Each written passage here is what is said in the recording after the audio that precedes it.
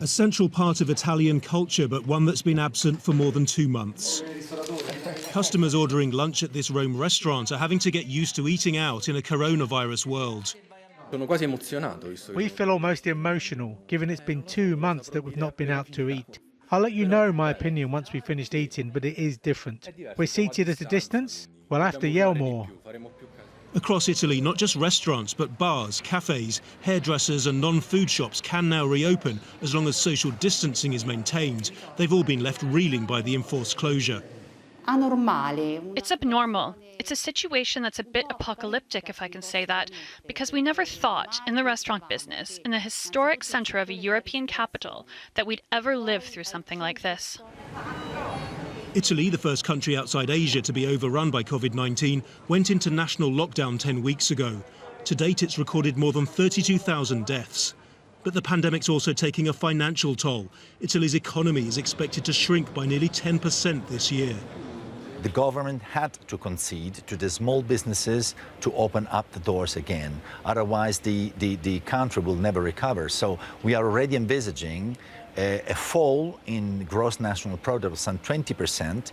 In some industries, it's 90%. If we go on this way, we will for sure cure COVID, but lose an economy.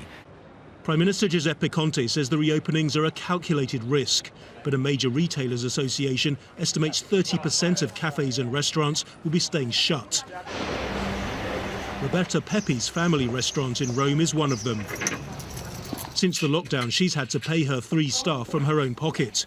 She wants the government to give people like her help with paying bills and tax breaks.